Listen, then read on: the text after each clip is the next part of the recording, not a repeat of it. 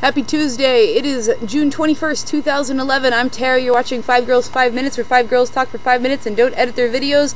I met John Green last night, so that's what I'm going to talk about today. I did actually already watch everybody's videos, so I'm really excited about that. I actually have questions for that.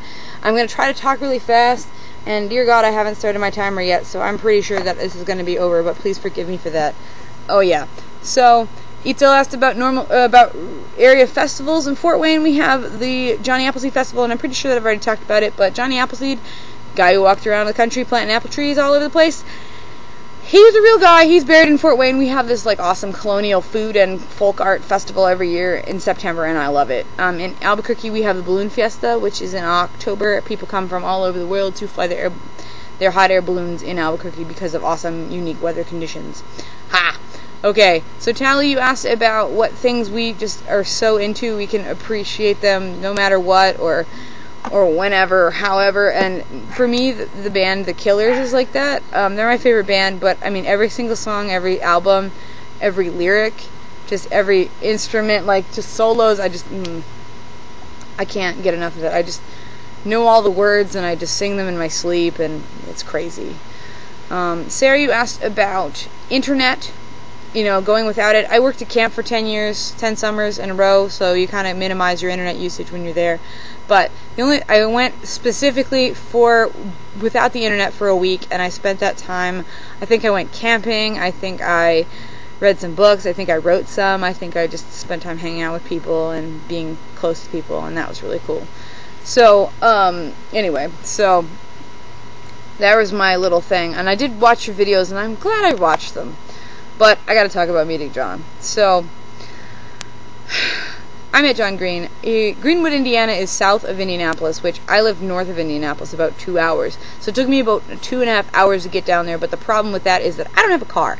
I'm pretty much at the mercy of whoever wants to drive me around, because, yeah, I don't have a car. So I basically had to beg my mom, and she was like, I don't know if I have to work the next day, and it doesn't start until 7 o'clock at night. And I was like, yeah, no, that's totally fine. I can totally understand if you don't want to take me to Greenwood, because it's really far away, and I know it's last minute, but I really love this guy, and it would make my life.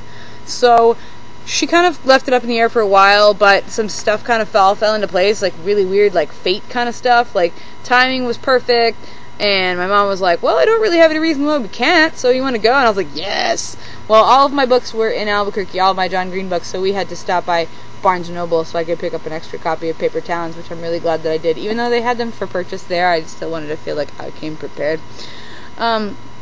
So we drove down there, and he talked for about an hour, and he read from his new book, which I filmed. I filmed some stuff, and I'm going to post it right about here.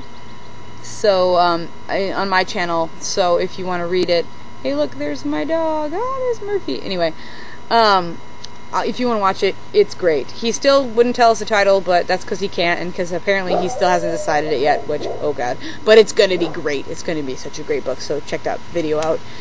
My mom really didn't know anything about John, and I swear I've talked to him, because, you kind of feel like when you're obsessed with something that you talk about it all the time. I am so big into John and into Nerdfighter and just being, his books and everything, that I was like, I can't believe that I didn't tell her about it. But she didn't know anything, but she said she really enjoyed herself anyway. She just really had a good time, and she thought he was really personable and really, really interesting to hear, even though he was really nervous. And, you don't realize when you meet somebody that you know from, TV, I guess, or the internet or whatever, that they're, to a certain degree, that's a performance in front of a camera, and they're, being themselves at their most at ease. But he was nervous, but he was still laughing, and he was still funny, and he was still telling really great stories, and I got to talk to him a little bit. I said, I came all the way from Albuquerque, and he's like, you didn't fly here just for this, did you? And I said, no, I have family here, but, it's just always been a coincidence, because he's always somewhere else when I'm flying into Indiana, or he's somewhere near me when I'm in it. It's really a mess. But it was really great to sit there and talk to him and listen to him talking God and be in the same room with him. That was pretty much, I was kind of starstruck, and my mom could really tell that I was excited and grateful for the opportunity to go see him and talk to him and stuff.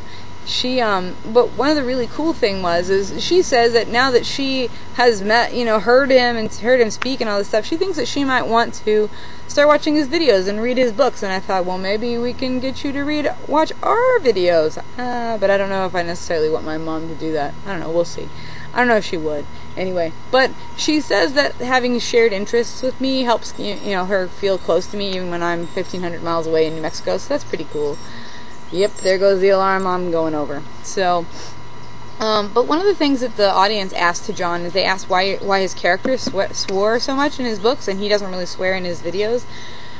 This gave my mom and I a lot to talk about on our way home, but John really pretty much said that when he's writing, he thinks about how the characters speak, and they're not necessarily a reflection of how he speaks, which I can totally relate to as being someone who actually spends some time writing books, or writing anything.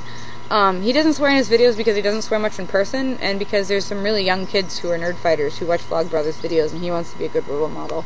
But my mom thought it was really interesting and so true that young people swear a lot more than adults do, which is kind of funny because young people think that they're swearing because it makes them feel more grown up, when actually as you grow up you don't really swear as much. At least that's been my experience. And that's kind of my question I wanted to ask you guys today is, do you feel like you swear a lot? Do you feel like you used to swear more or less than you do now?